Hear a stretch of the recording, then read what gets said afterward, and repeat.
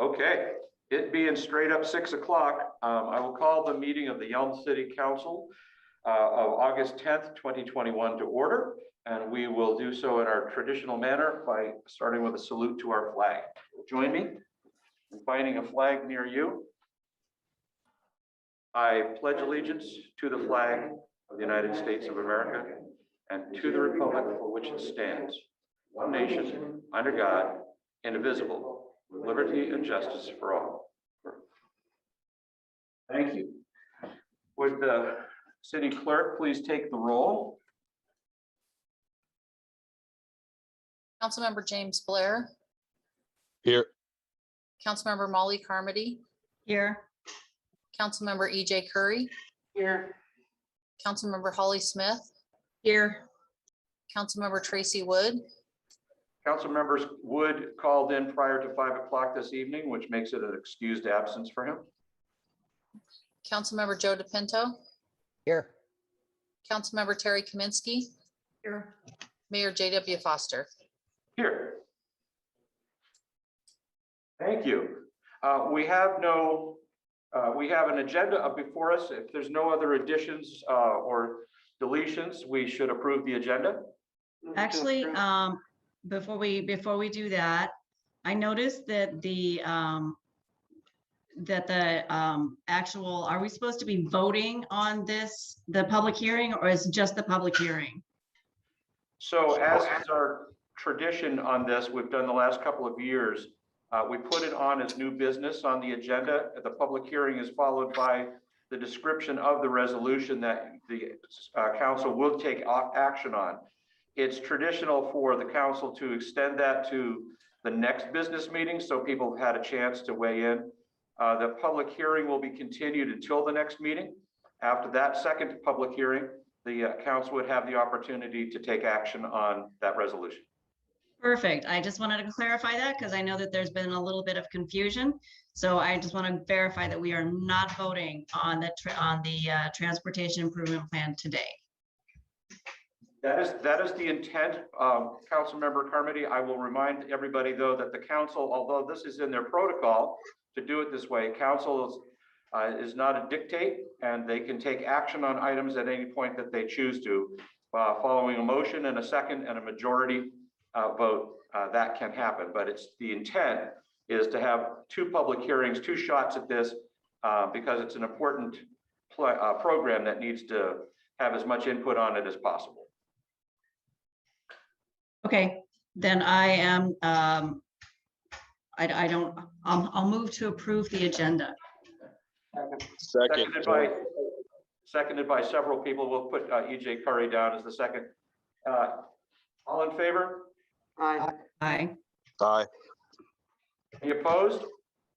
Thought I heard them all. Okay, we have an agenda. We have no scheduled special presentations, but we do have a special presentation, and that Kathy Linnemeyer is going to introduce us to one of our newest employees.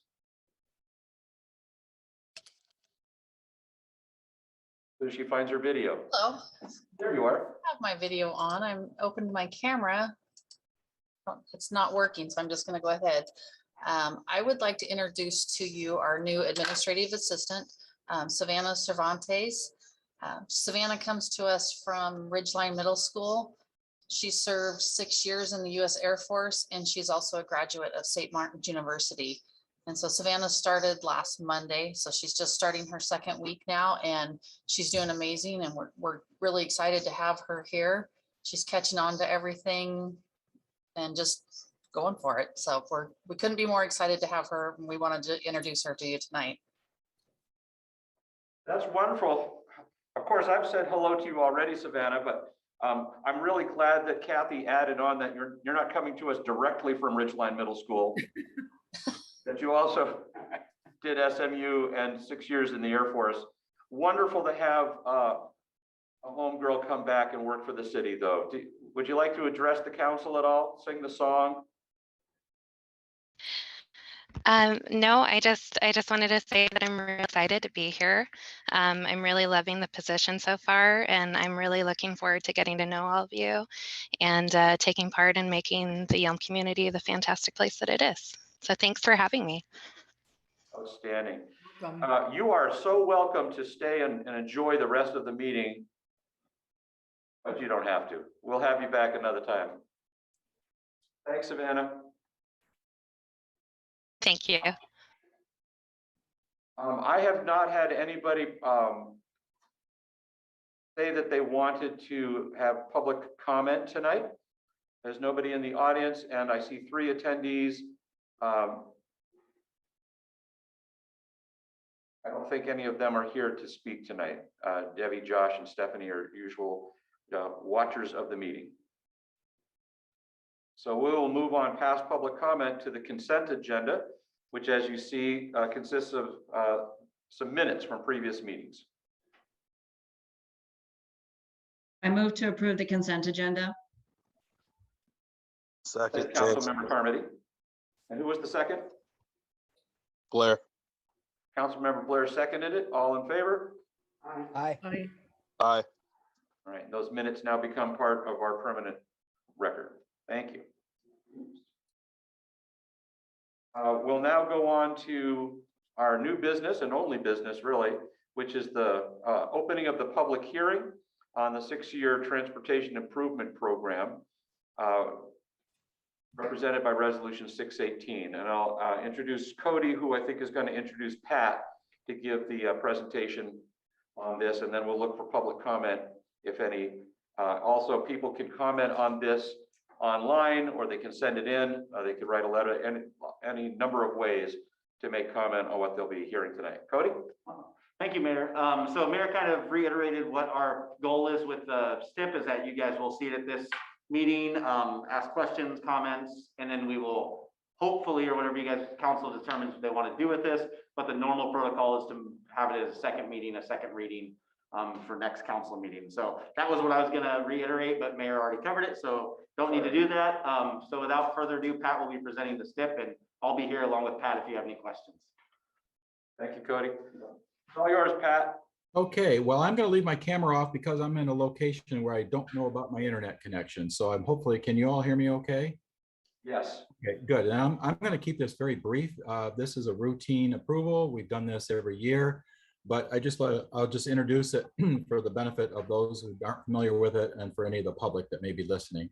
As most of you already know, the 6-year Transportation Improvement Program, commonly referred to as the STIP, is the capital facilities document that guides transportation funding for a 6-year cycle. The STIP is based on the Yelm Comprehensive Plan and the Yelm Transportation Plan, and this is the implementation document, if you will, for the overall plan.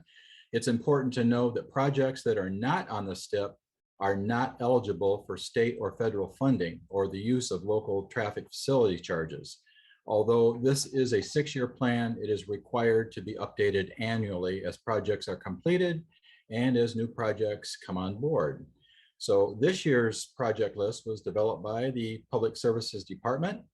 Included in your agenda packet is a list of the 12 transportation projects that are included in this year's STIP, along with the actual summary sheet for each project. Maintenance items, including ADA upgrades and the city's annual overlay program, are also included in this STIP.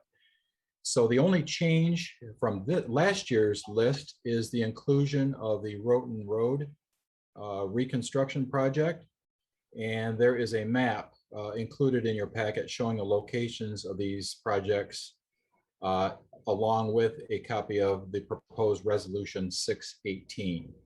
So I'm going to turn this back over to Mayor Foster for review of that resolution. And if you have any questions from a technical standpoint, I would be happy to answer them. Thank you, Pat. Before I go to questions from council, how could a member of the community access this packet, and see this list and the map and the supporting information? The map and the information sheets and the resolution are all included in the packet. It is available online on the under the agenda items, and I could make that available as well if you need to. But the STIP will be published. Right. So just for people listening, if you go to the agenda that was published, you can look down and see that. But Pat, if you will work with Brianna to make sure that we can pin that to our website so people could have an opportunity to access that easily and make comment on it if they need to. I sure can, and I'll work with Brianna on that. Excellent. Are there any questions for Pat or Cody? Councilmember Carmody? Yeah, my only question is, do we know, or what kind of funds are we anticipating for any federal infrastructure bills that are coming our way? Do we know yet? We don't know yet. They have to be on the STIP before we can even apply for funding. The only one that I can speak to right now is the Roten Road reconstruction project, which we're looking at applying for TIB, Transportation Improvement Board funding, and also the Mosman Avenue Phase 2 project, which will be going to construction here early next year. Those will be federal funds, the STBG fund and the TAP, Transportation Alternatives. Okay, thanks. And also, I did have a question. Are sidewalks included in transportation? Yes, ma'am, they are, and that is an item included in the list there, as you'll see. In order to be eligible for any funding, which we're currently not using, but in order to be eligible for funding, they need to be listed on the STIP. So they are.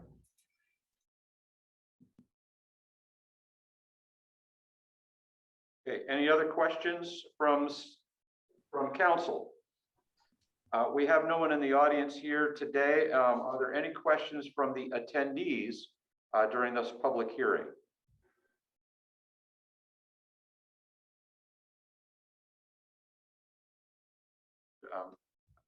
Yes, Councilmember Carmody? Sorry, I have one last question. How long do members of the public have to respond during this public hearing segment? Like, do they have until next week or until the next meeting? So this is not their only opportunity to comment. No, not at all. Okay. First opportunity, and they can comment all the way up till the moment the council takes action on this. Okay, perfect. Thank you. And how would they do that? Again, they could send a message to council on our website. They could come in person. They could write a letter of written comments and turn them into the city or mail them in any number of ways that way. Okay, perfect. Thank you. I think Stephanie Kangiser has a question down there. She raised her hand. I've allowed the attendees to talk, so go ahead, Stephanie. Well, it's actually Wayne's question. But thank Wayne. you. Sorry, yeah, just regarding the Roten Road project, and from a layman's standpoint, I've lived there for a long time on that block. It seems like the roots from the big trees are what's creating the vast majority of the problems along that stretch of road. Is the improvement including the removal of those trees, or is there some sort of horticultural problem or solution to not removing the trees? Not that I'm partial either way. I'm just kind of curious on my horizon. Yeah, I can address that. Yes, I know about the roots there. That particular section of Roten Road is owned and maintained by Thurston County. So prior to this project ever coming to light for design and construction, we would need to annex that portion of Roten Road in order to undertake the project. But yes, I'm aware of the tree roots there. They are awful. It's like a washboard. Whether or not we actually would have to remove the trees is still yet to be determined. But I am aware of several other optional root treatment possibilities to take care of that. But that will definitely need to be addressed before we reconstruct that road. Okay, thank you. I appreciate that. That's a natural speed limit device that took years to put in place, Wayne. Okay, I see no other comments from the attendees. Councilmember DePino. Thank you, Mayor. Patrick, I heard you say that, and please correct me if I misheard you, that we'd have to annex some property before we start this project? Yeah, we would have to annex the right of way. Currently, if you look at the plats, they're located along the west side of the road. They did not include the actual road right of way when they were platted. So yes, under a technical issue, we would need to either one, annex the right of way, the 60-foot strip right of way there, which Thurston County, of course, would love to have us do. Or we would need consent from Thurston County and join with them as a partner in that project, which they would also be willing to do. So the decision on which way to go on that is still yet to be made. We're just listing this project on the STIP because it is now coming into focus as a upcoming project. And we've been in talks with Thurston County already about annexing that portion. They would fully support it if we would, if we so choose. Okay, sounds good. Thank you, Patrick. Okay, good. With no other questions from council or comments from the public, I would ask the council to take the action of moving the public hearing to the next business meeting. Close it for now and reopen it at the next council meeting, at which point the council would have that as old business. Actually, it'll actually be listed as new business for the purposes of voting on the resolution itself. So moved. Moved as I so eloquently iterated. I'm sure Kathy will put that down in a form we can all understand, by Councilmember Blair, seconded by Councilmember Carmody. Any other discussion? All in favor? Aye. Aye. Aye. All right. Very good. Thank you. Appreciate the work in putting this together. And hopefully we actually get to do some of these projects on the STIP in the near future. Maybe with the infrastructure bill presently before Congress, we'll see some of those monies come to town. We have no old business scheduled, so we'll go right into updates. City Administrator Graham is attending the Washington City Administrator type conference up north, and so he's asked us to just do a brief update.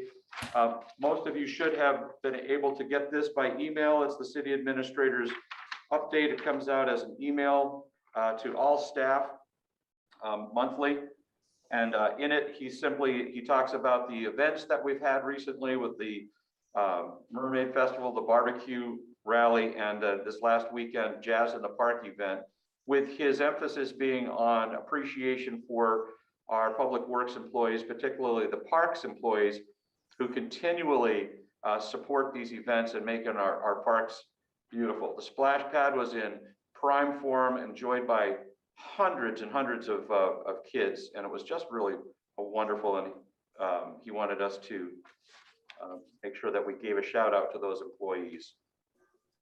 The other update he wanted to make sure we were aware of is that with the new legislation that came in about law enforcement reform, our police officers have been way ahead of the curve on this and have received a lot of training previously and have a great understanding of how to implement these. There's still some confusion on some situations on how they're going to best respond, but they are continuing their great work within our community and are responding as we would expect them to, with professionalism, and we appreciate their work during these transitionary times. So thank you again to the police officers. And lastly, we have been working, and by we, I mean Kathy Linnemeyer and team, have been working diligently to upgrade our boards and commissions, and we are so close to having full boards and commissions. We only have one Parks Committee position that's open and 3 Tree Advisory Board positions that are open. And so we're still looking for people to volunteer for those, which they can do by going to our website, following the form there. And our Arts Commission will meet for the first time this coming Thursday, and we're all pretty excited to see what kind of recommendations they make for the council to implement art within our community. And so that's all we have from Michael. We'll go down the line then with council members and start with Councilmember Blair. I don't have an update, but I do have a question for the mayor. Given the governor's recent press conference regarding required vaccination for state employees and various private medical employees, does that have any current effect on the city of Yelm? And if not, is there any plans to do so? Great question. You read my mind. I was going to cover that in my update. I'll do it now. In that, no, the governor's edict on mandatory vaccinations for state employees and some healthcare workers does not currently affect any of the employees in the city of Yelm. However, we are looking forward, in fact, timely that Michael Graham is at that conference right now. It's going to be a major topic of discussion. The governor did strongly encourage counties and municipalities to follow suit. I know that King County has, and others are considering it. And in fact, some of our cities right here in Thurston County and the urban core are considering following suit with mandatory vaccinations for COVID-19. We will wait and see. We're going to wait for the fire and smoke to die down. The decision may well be taken out of our hands if it becomes part of a directive from the state government. We will cross that bridge when we come to it. But for right now, we're still just keeping our employees safe by making everybody wear masks when they're inside or in an enclosed space with another employee. That answer your question sufficiently, James? Yep. Thank you. Oh, you're welcome. Okay, Councilmember Carmody.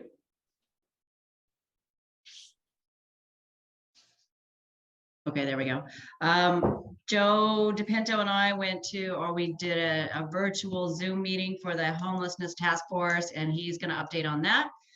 As far as my other meetings, let's see, I have finance next week, and I have public services this week, and intercity transit was canceled. So that's about it. Thank you. Councilmember Curry? The senior center will be a cooling center again this Thursday and Friday from noon to 8. So if anyone needs a cooling center, please come by. We didn't get a lot of people last time, but hopefully, well, maybe I don't want to say hopefully, because I would really like to think that people don't need to get cooled so much. But I've been to the farmer's market, and the levy lift went for the fire department. We had a water tower, Save the Water Tower meeting last week, and we're in the process of working with the school's landscape architect in the near future to come up with a good design plan that maybe the FFA kids can get involved in with doing some of the planting or growing the plants and do that. And I'm also on the committee for the Boys and Girls Club to look at holding a fundraiser here in Yelm for the Boys and Girls Club. Very nice. Great work on the tower committee. The painting is almost done. The Yelm will go back up on the tower this week, I think, is what they're looking at doing. And then the lighting I hear is coming. It's coming from, I think it's Romania, and it was supposed to ship last week. Okay, that's It going to goes be through Seattle Lighting, and they're going to do a complete check on everything to make sure every little circuit board and everything works before it gets installed. I appreciate the work of the committee on that, especially getting the Puget Sound Energy to move that power pole. That was going to be a very expensive operation, but needed to be done. And when PSE heard about this project, they said, yeah, we want to partner with you. And they just got it done, which was awesome. So nice to see. Thank you for that report. Councilmember Smith? Unmute. Last Wednesday, I went out with the Lacey Police Department and Fire Department. They were doing cruises through their local neighborhoods, just trying to, foster goodwill, renew relationships. That was a lot of fun. And I have actually touched base with Chief Stansel to see if there's a possibility of us doing something like that here in Yelm. This Thursday, I'm going to the STEM camp, the science, technology, engineering, and math camp. I always went to horse camp, but this is actually a great program for kids of active military duty. It's at Ridgeline, so I'll be visiting there on Thursday. And then I just wanted to give a shout out for the cornhole tournament that the Lions Club is putting on again on the 21st. So it'll be at Mr. Doug's. It'll be amazing. So start practicing. That's all. But thank you. Councilmember Wood is absent. Councilmember DePinto? Thank you, Mayor. as Councilmember Carmody said, did the homelessness task force meeting. Kind of reported back on how the fares are going, the low income fares are going. One issue that we're having, not issue, but is we're getting kind of it's improving on participation. It's improved week after week, or excuse me, month after month, but it's still fairly low. Capital Recovery did report back that they did have 3 new people sign up for their intake services. So getting people clean and getting the services that they need to is a huge a win in my book. One thing that we discussed is what other cities are doing if they're holding similar resource fairs, and no other cities really are doing it. Some are doing virtual, but there's very, very limited participation in those virtual meetings and for services. And the city of Yelm is doing a really good job in their opinions. And so I'm really happy with what we're doing there.